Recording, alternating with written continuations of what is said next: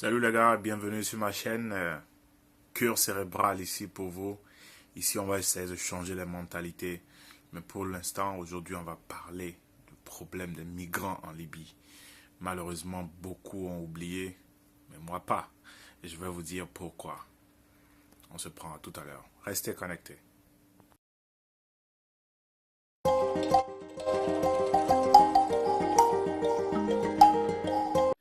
Alors, bienvenue mes frères et sœurs. Voilà, c'est toujours Cure cérébrale.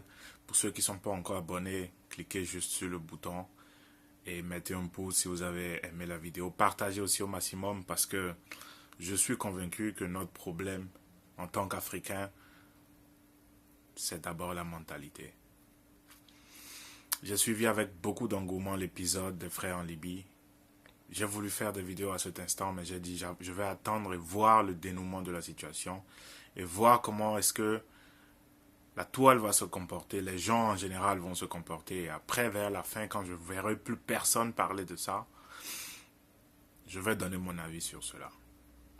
Alors les gars, dans cette vidéo, je vais vous donner, en tout cas selon moi, selon mon point de vue, les raisons pour lesquelles nos frères décident de partir. Moi-même, je suis parti. Je ne suis pas parti comme ça quand même.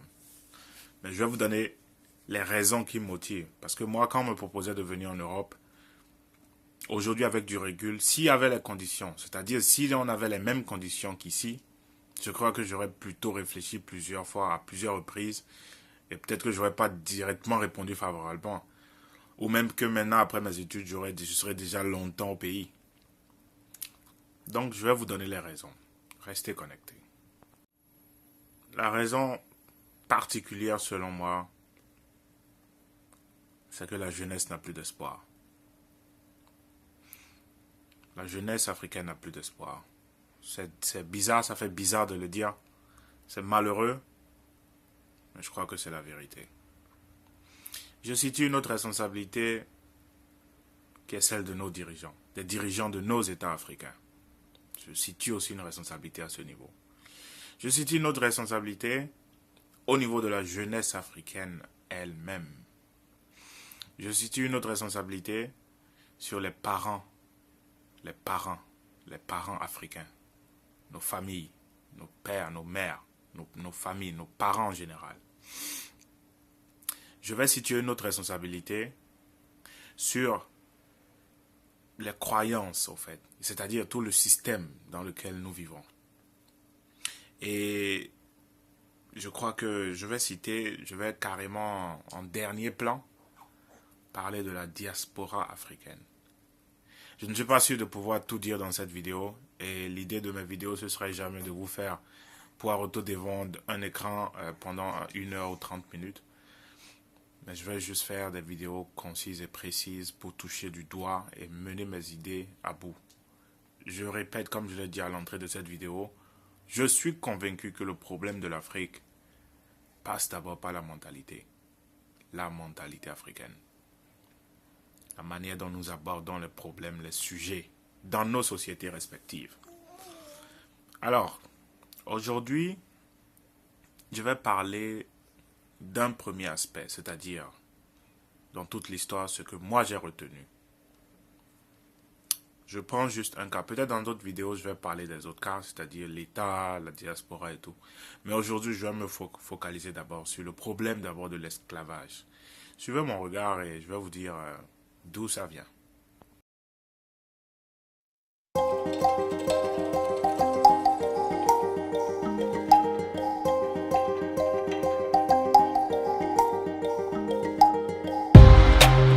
J'ai vu dans ton regard l'histoire d'un homme paniqué. Comme la vie nous assomme, t'es parti sans aucune idée. Les étoiles que les yeux, tu veux garder ta dignité. Alors t'as pris la route pour l'Europe et ses qualités. On t'a vendu du rêve, rêve, rêve. On t'a vendu du rêve, rêve, rêve. T'as quitté ton pays, rêve, rêve. Car on t'a vendu du rêve, rêve, rêve. Sur ce bateau, tu as perdu un tas d'amis. Tous que tu voulais, c'était rejoindre l'Italie. T'as fait confiance aux hommes. Mauvaise idée, mauvaise idée. T'as fait confiance aux hommes. Mauvaise idée, mauvaise idée. Bloqué dans le désert, loin de chez toi et ta famille. Un bidon d'eau pour 10, c'est pas ce qu'on t'avait promis. Il n'y a plus que toi, Nzambe. Nzambe, ne laisse pas tomber. J'ai vu dans ton regard l'histoire d'un homme paniqué. Comme la vie nous assomme, t'es parti sans aucune idée. Les étoiles que les yeux, tu veux garder ta dignité. Alors t'as pris la route pour l'Europe et ses qualités. On t'a vendu du rêve, rêve, rêve. On t'a vendu du rêve, rêve, rêve. T'as quitté ton pays, rêve, rêve. Car on t'a vendu du rêve, rêve, rêve.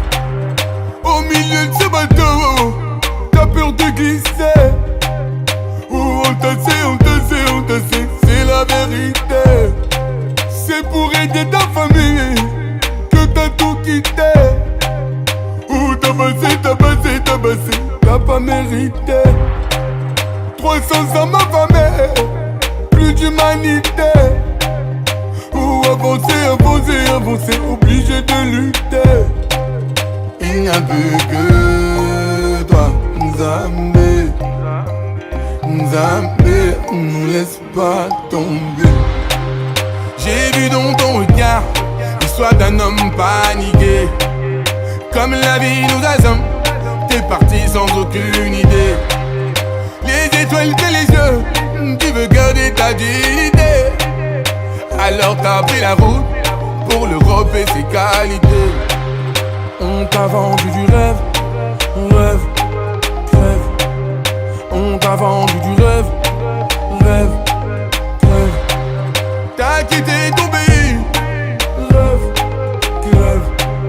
Car on t'a vendu du rêve, rêve, rêve. Tu voulais juste t'en aller, tu voulais juste t'évader. Mais tu ne savais pas, non tu ne savais pas. Tu voulais juste t'évader, tu voulais juste t'en aller. Tu ne savais pas, non tu ne savais pas.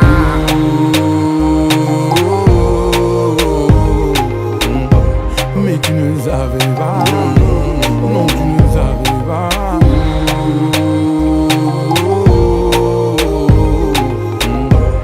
Tu ne savais pas, non tu ne savais pas.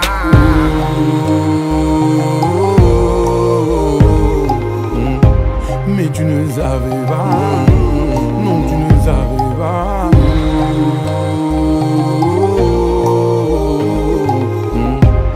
Tu ne savais pas, non tu ne savais pas.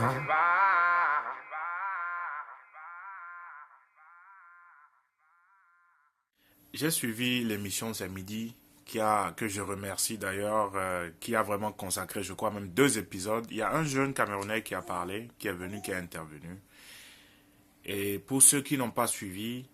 Un réseau immense, organisé depuis nos pays d'origine jusqu'en Libye, jusque dans le Maghreb. Donc ça veut dire, aujourd'hui on a les yeux focalisés sur la Libye, mais il faut comprendre que ça part de chez nous. Donc le réseau, il est très bien structuré, comme un gouvernement, plus qu'un gouvernement, même s'il faut le dire ainsi. Et à quelle logique cette vente-là répond exactement? C'est vrai que le business, c'est toujours pour se faire de l'argent. Ça, c'est évident. Parce que tous ceux qui font ce trafic-là vivent, on va dire, la plus belle vie. Certes, qu'on ne peut pas vivre étant heureux, tout en sachant qu'on vend ses confrères. Mais c'est un réseau avec... Les branches, en fait, de ce réseau-là sont les confrères subsahariens. Des Camerounais, des Ivoiriens, des Nigériens, etc. Tous font partie de la danse. Vous ne pouvez pas partir de votre pays d'origine pour un pays du Maghreb sans avoir quelqu'un qui vous tient par la main. Donc vous arrivez à destination parce qu'il y a quelqu'un qui vous a tenu par la main préalable. Et ce sont nos confrères, en fait. Donc le réseau, la structure du réseau, c'est comme une armée, il faut le dire ainsi. Donc on ne peut pas aujourd'hui le combat de ce truc-là, ça passe par, on va dire, l'implication de tout le monde. À vous entendre parler, on a l'impression que les acteurs principaux sont nos frères, nos compatriotes. Bien sûr, ça, on peut plus le nier, en fait. Vous savez, un Libyen ne partira jamais de chez lui pour venir chercher son frère ici. Un Tunisien non plus, il ne le fera pas. Personne ne pourra... Voilà, il n'y a pas un Maghrébin qui va venir chercher un Noir ici pour aller le vendre. C'est pas possible. Les ramifications se font par nos frères. Parfois, ils ont aussi déjà, on va dire ainsi, des ghettos. Ils ont aussi déjà des maisons dans lesquelles eux aussi, ils conservent les Noirs. Donc, eux aussi se sont déjà livrés, on va dire, à l'atrocité. Ce sont des passeurs, nos frères. Ce sont des livreurs, nos frères. Ce sont voilà, des guides. Jusqu'en Libye, jusqu'en Italie même d'ailleurs. Ce sont les Noirs qui le font. Bonjour et bienvenue à ce midi. Bonjour maman. Alors, est-ce que vous pouvez nous dire comment est-ce que vous vous êtes retrouvé en Libye? Bon, c'est mon oncle qui m'a mis dans ce réseau. Et puis ma compagne est sortie de Ghana. Votre oncle? Mon oncle. D'accord. Qu'est-ce qu'il vous a dit? Il m'a dit, en tout cas, avec ce que tu fais, tu as économisé un peu, que tu peux donner, on veut te faire passer par la Libye, puis tu vas rentrer en Europe facilement pour aller faire ce que tu sais faire de ton mieux. C'est-à-dire la cordonnerie? La cordonnerie. Donc, je lui ai donné l'argent. Combien? 900 000. 900 000 francs? 900 000. J'ai pris 4 ans pour économiser. Vous n'avez pas pris l'argent quelque part, hein? Non. 4 ans d'économie? 4 ans d'économie. Vous économisiez dans quel objectif, dans quelle optique? Bon. Est-ce que vous aviez déjà ce projet ou c'était juste des économies que vous avez? J'avais mes économies. D'accord. Mais dès que le projet est venu net, il n'est pas hésité. Donc, je lui ai donné l'argent et je l'ai suivi sans prévenir mes parents. Même j'étais mon petit frère, il n'est pas prévenu, mon petit frère, il l'a suivi. Sorti de Abidjan, Bangourou, Ghana, Burkina, Niger. Mon argent est gâté derrière moi. Je l'appelle, ça ne passait plus. Votre oncle? Mon propre oncle. Je l'ai appelé, ça ne passait pas. Je ne sais pas quoi faire maintenant. J'ai appelé maman pour lui dire que voilà ce que je voulais faire. Je voulais me sacrifier pour la famille. Et vraiment, ça a tourné haute page, que je suis en prison au Niger. De quoi a donné une crise cardiaque aux parents? Bon. Ça, c'était combien de temps après votre disparition? 8 jours. 8 jours. 8 jours. Bon, j'imagine déjà le calvaire. Quand je suis arrivé à la gare de Sounef, à Agadez, j'ai appelé mon oncle parce qu'il m'a fait croire qu'il y a un monsieur qui est à Agadez qui va venir te chercher pour aller dormir dans le foyer, puis demain vous devez continuer. C'est comme ça se fait. C'est étape par étape. Tu verses ton argent en Côte d'Ivoire, tu vas qu'en Italie. Donc mon oncle a dépensé mon argent, il appelle, ça ne passe pas. Après, 3 jours après, il a appelé, ça a passé. Maman l'a appelé, il dit non, il faut me faire transférer. Là, tu peux appeler ton fils. En même temps, il a appelé maman, il dit à se calmer que je vais trouver une situation. Comment je vais m'arranger?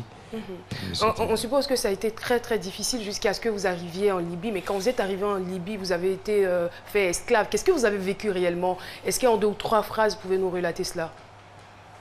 En Libye, moi, on m'a frappé normalement. Quand vous dites qu'on vous a frappé normalement? On m'a tabassé, maltraité. Et on m'a fait comme un drapeau libyen.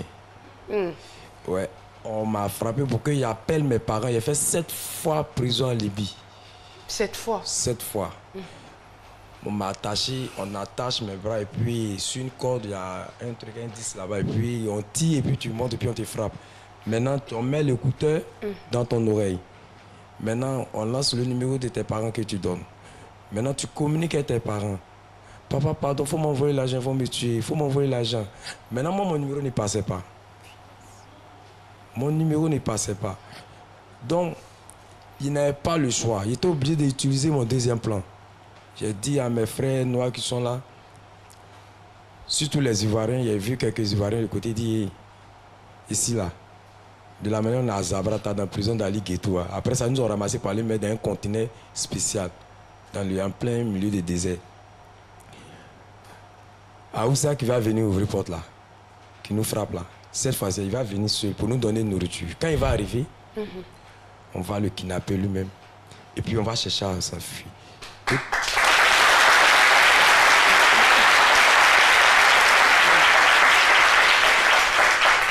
D'accord. Alors, enfin. Donc, quand il est arrivé, il a ouvert la porte. Il nous a pas salué, il a commencé. Là, c'était journée un peu de bonkou, comme tous les immigrants connaissent. On fait ça avec farine. Un peu de bonkou, on creuse un peu, on met un peu de sauce dedans et puis on lance sur toi. Ah, si tu n'es pas un bon gardien, ça passe. Que ton ami prend ses parties. La suite, ce sera... La route, leur bateau a coulé. Sur 156 personnes vivantes. Je peux dire que sur 150, il y a quelque chose de 68 Ivoiriens dedans que je connais. Vous embarquez pour aller où, s'il vous plaît? Pour aller sur l'Italie. Donc, avec tout ce que j'ai vu, et puis le 18, le 15 mars, ce que j'ai vu, ils ont fait front derrière notre cou, en train de se tuer entre eux.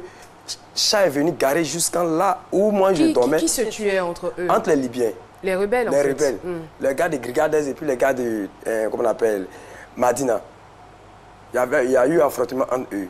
Et je me rappelle encore le 14 janvier, où ils ont tué... Quand il y a l'affrontement, les esclaves se trouvent à quel niveau? Est-ce qu'ils participent? Est-ce qu'ils n'ont pas le choix?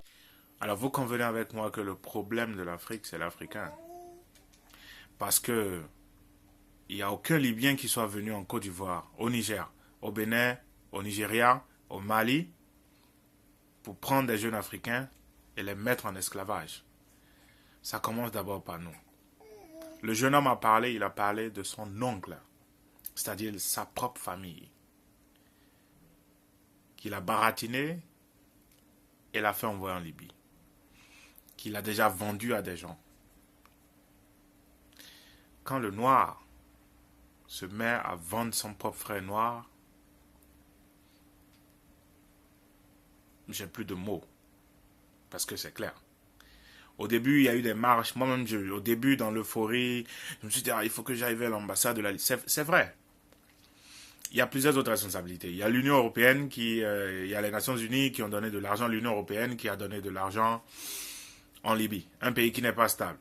Un pays où même le gouvernement a des régions où les militaires, les forces de l'ordre ne peuvent même pas accéder. C'est-à-dire le gouvernement régit juste jusqu'à une frontière donnée dans le même pays. Il y a des rebelles qui sont encore maîtres des territoires. Mais eux, ils pensent que c'est dans ce genre de pays qu'eux-mêmes, ils ont déstabilisé par la France dans le temps sous Sarkozy. Et c'est dans ce pays maintenant, c'est à ce pays qui confie la mission de stopper l'esclavage. Mais revenons sur nous-mêmes. Et moi, je l'ai dit. Et je crois que c'est la base de tous nos problèmes. De Sankara, de Kwame Nkrumah, en tout cas de Olympio, Sylvanus. Nous avons plein d'exemples. Patrice Lumumba et tout. On a plein d'exemples. Même quand c'est le blanc, comme on le dit, qui commandite, à la fin, qui tire sur son frère, c'est le noir. Les rebelles au Congo, le massacre qu'il y a eu, le Rwanda. Parce que je ne peux pas concevoir. Je ne sais pas dans quelle langue ou dans quel langage les colons utilisent. J'appelle toujours ceux-là, c'est-à-dire pas les blancs en eux, mais les politiques français. Les politiques français, c'est-à-dire les hommes politiques français, hommes ou femmes, français américains, qui viennent proposer ce genre de choses à des Africains. C'est toujours pour moi des colons, d'accord? Maintenant, le noir en lui, qui accepte de tuer son frère parce qu'on lui propose sa place de président ou sa place de je ne sais quoi, lui c'est toujours l'esclave. Il n'y a plus de mots pour ça. Mais ça va faire l'objet d'une autre vidéo, d'accord? Ça va faire l'objet d'une autre vidéo. Mais malheureusement, on ne peut pas écarter ces deux trucs, d'accord? Parce qu'à la fin, c'est un noir qui allait vendre son frère en Libye.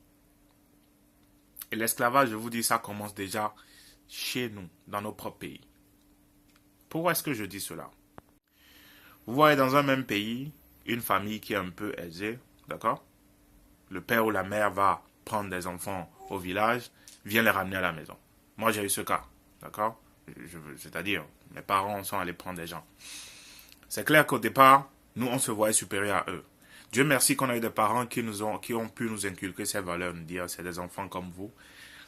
Sur Noël, on recevait les mêmes cadeaux, même si c'était des enfants qui ont été pris du village. On a la même valeur. Mais je crois que ce n'est pas le cas partout, parce que je voyais les voisins du quartier qui avaient la même situation.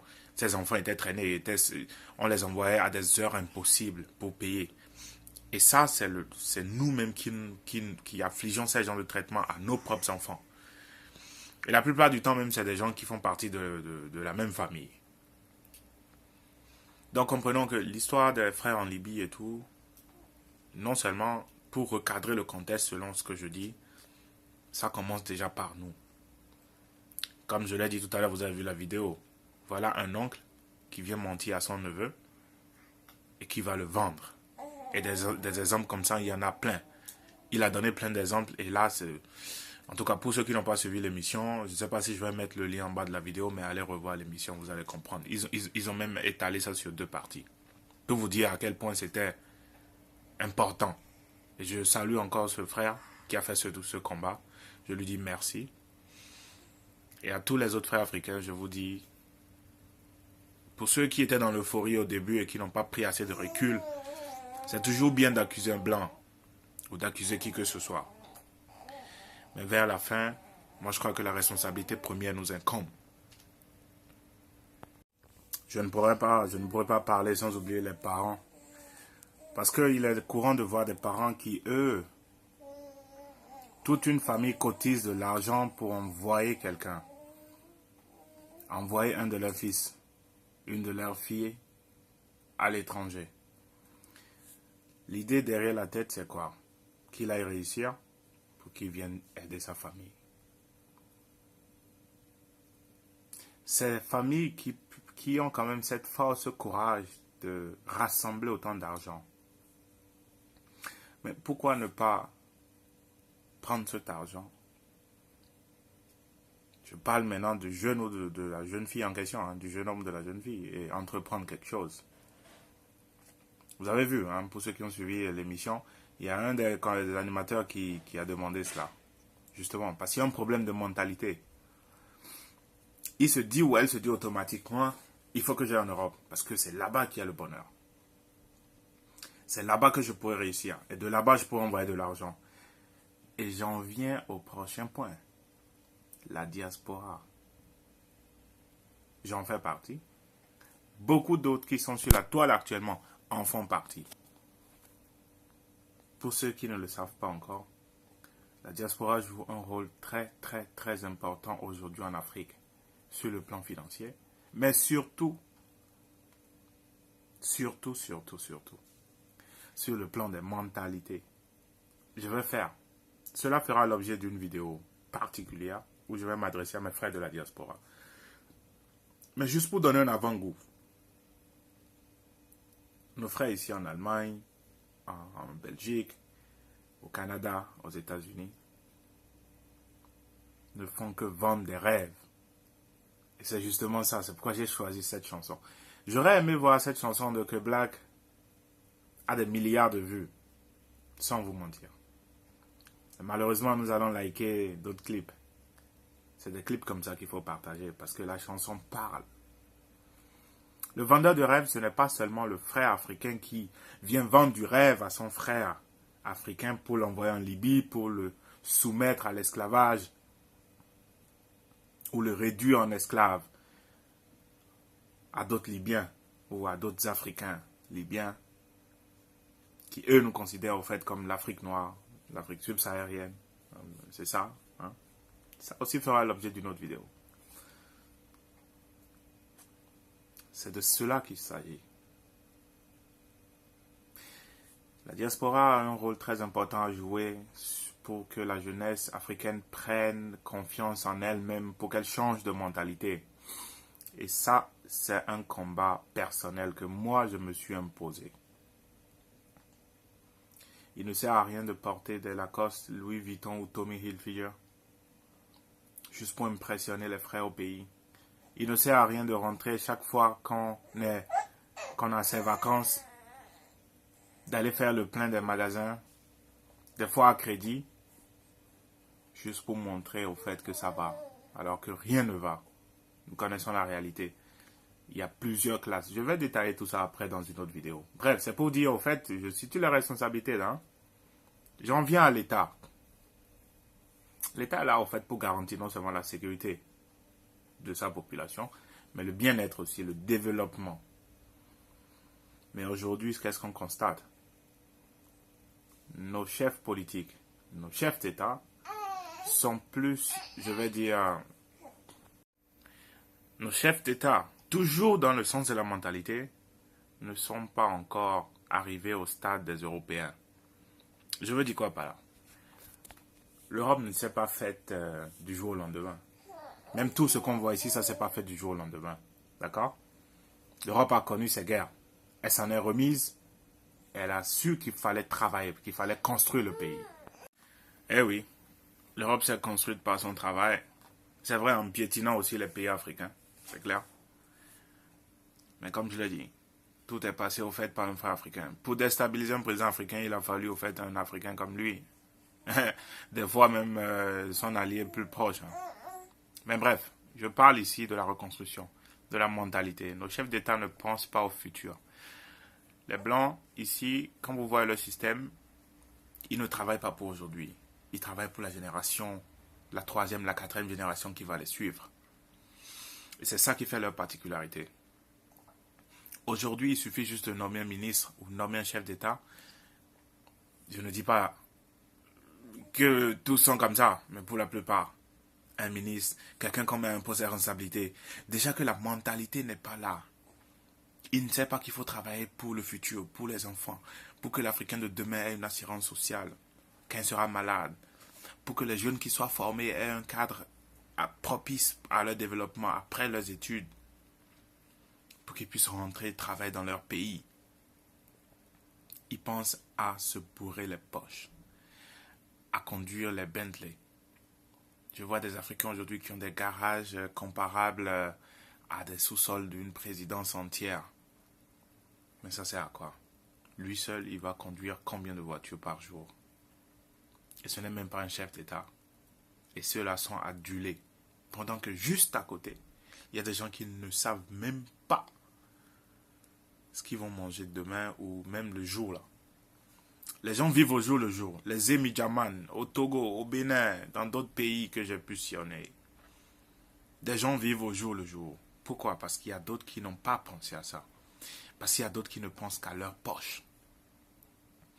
Comment se faire des milliards? Comment envoyer leurs enfants? Il y a des gens ici, quand moi j'étudiais, il y a des gens, et je suis sûr, même pas ici, je sais que partout en Europe, aux États-Unis, il y a des gens, parce qu'ils sont issus des familles comme ça, reçoivent de l'argent depuis l'Afrique. Des milliers d'euros par mois, juste pour se supporter. Waouh, la vie est belle. Mais c'est ça, en fait, le problème de mentalité. C'est pourquoi j'ai nommé cette chaîne Cure cérébrale, parce que je crois que c'est de ça qu'il s'agit en Afrique. Il faut amener le jeune Africain à connaître son histoire. Il faut dire aux jeunes Africains que quand les colons étaient arrivés, quand ils ont accosté nos côtes pour la première fois, qu'ils avaient vu des royaumes qui étaient en place, avec des systèmes qui étaient en place, avec des religions qui étaient déjà en place et qui assuraient le bien-être de toute la population. Des pratiques qui enseignaient les valeurs qui incarnent aujourd'hui l'Africain. C'est ça, le grand combat qu'on doit faire. La cure doit se faire ici, dans la tête. Prenez un simple exemple. Pour ceux qui sont en diaspora, tu auras beau envoyer des millions à ton cousin, à ton oncle, à ton frère au pays. Sa première des réactions, si ce n'est pas quelqu'un de conscient, si le mental n'est pas assez solide, je vous jure que sa première réaction, c'est de commencer à accroître le nombre de ses nombreuses concubines. Il va s'acheter une voiture, il va se payer de nouveaux habits, il va faire les bars, il va faire les boîtes de nuit, il va faire les bars climatisés. Il va enchaîner les filles, l'argent finira. Le projet peut-être pour lequel tu as envoyé l'argent ne pourra jamais aboutir et il sera là. De un, tu ne pourras pas l'enfermer parce que c'est la famille. Les tantes, les oncles vont venir te supplier. Ça aussi, ça fera l'objet d'une vidéo. Ne vous inquiétez pas. Comme je l'ai dit, on va faire la cure cérébrale. Alors, pour l'histoire de la Libye, j'ai cité dans cette vidéo, selon moi, les points cruciaux, les causes réelles de ce fléau, de ce qui pousse ces gens-là. Parce que figurez-vous, la première vidéo qui a révélé l'histoire, il y a un jeune Nigérien qui a parlé. Son problème n'était pas seulement de rentrer, il s'est demandé, on lui a posé la question, mais si tu rentrais, il dit, il ne sait même pas ce qu'il va faire quand il va rentrer. C'est-à-dire, il n'a pas envie de rentrer, parce que déjà, comme on le dit chez nous, le quartier est informé. Pour eux, c'est quelqu'un qui n'a pas réussi. Et même quand il va rentrer, peut-être même qu'il doit à des gens. Et même cette peur-là est plus grande, à tel point qu'il préfère rester en esclavage. Nous aurons beaucoup de points à aborder. Je demande à tous ceux qui ont fait des vidéos, ont soutenu, ont essayé d'apporter des idées, à commencer par le grand frère Claudicia, les autres artistes aussi qui en ont parlé et tout. Je veux rappeler à tout le monde que notre plus grand problème se trouve d'abord ici. Et pour les pays qui ont mené des actions afin de faire entrer quand même quelques ressortissants, c'est déjà très bien. Parce que la Libye, on sait ce que c'est. C'est pas du tout en sécurité actuellement. Je me rappelle que en temps dans mon pays, il y a des jeunes qui allaient en Libye travailler. C'était comme aujourd'hui quitter l'Afrique pour l'Europe et qui rentraient et qui construisaient des trucs, qui avaient de l'argent et tout. Donc imaginez à quel point ce pays-là a pu être détruit pour qu'il en reçoive des trucs du genre. Mais retenez de cette vidéo que le problème de l'homme noir, c'est l'homme noir d'abord. Aucun Libyen n'est venu au Niger, au Mali, en Côte d'Ivoire, au Bénin, ou je ne sais où au Nigeria, chercher nos frères africains. Et pour ceux qui commencent à insulter les Arabes et à faire, je ne sais pas, des vidéos genre, voilà, on va... Non, arrêtons tout cela. L'homme noir va se faire respecter déjà à partir du moment où son propre frère va le respecter, va reconnaître sa valeur. Ça fera aussi l'objet d'une vidéo. Je parle du scandale H&M et je vais vous parler dans la prochaine vidéo ou dans mes prochaines vidéos aussi des résolutions que la Suisse est en train de vouloir prendre. Et oui, la Suisse veut interdire le mariage interracial. L'esclavage va cesser quand l'homme noir va reconnaître son frère tel qu'il est, va le respecter, va respecter la vie humaine et surtout la vie de son frère. Oui, parce que ça fait aussi l'objet de beaucoup de débats. Mais c'est ça. L'esclavage va cesser quand l'homme noir va comprendre au fait que son propre frère qui est à côté n'est pas son ennemi, mais plutôt qu'il doit s'associer à lui pour qu'ensemble ils puissent grandir. L'homme noir doit comprendre que l'Afrique n'est pas un continent isolé, mais un continent qui regorge de richesses, où tous les autres continents viennent s'approvisionner, et qui doit en tirer au fait bénéfice. Peut-être échanger ses richesses, oui, les vendre, mais en recevoir peut-être ce qu'il n'a pas, la technologie, parce qu'il faut qu'on soit clair. L'homme noir doit comprendre qu'il y a des inventeurs noirs qui ont existé. L'homme noir doit comprendre que son histoire lui a été cachée pendant beaucoup d'années, durant beaucoup d'années. L'homme noir doit comprendre qu'il ne sert à rien de compter sur sa pine. Excusez-moi les enfants qui regardent cette vidéo. Ou sur je ne sais pas, sa force ou je ne sais pas quoi. Mais son mental. L'homme noir doit comprendre qu'il fait partie de cette race-là qui a beaucoup souffert, qui continue de souffrir, mais à qui bientôt l'avenir doit sourire. Et que ça doit passer par lui. L'homme noir doit comprendre que les religions de ses ancêtres sont en fait les vraies religions. Et que son histoire a été falsifiée. L'esclavage en Libye, aujourd'hui, j'ai compris, ça a fait cette vague. Beaucoup ont parlé. Plus rien aujourd'hui. Je savais que ça allait arriver. Mais qu'est-ce qu'on en retient?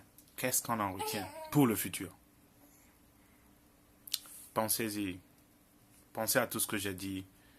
Si vous avez des idées, mettez-les en commentaire. C'était Cure Cérébrale. Bon week-end à tous. Ciao.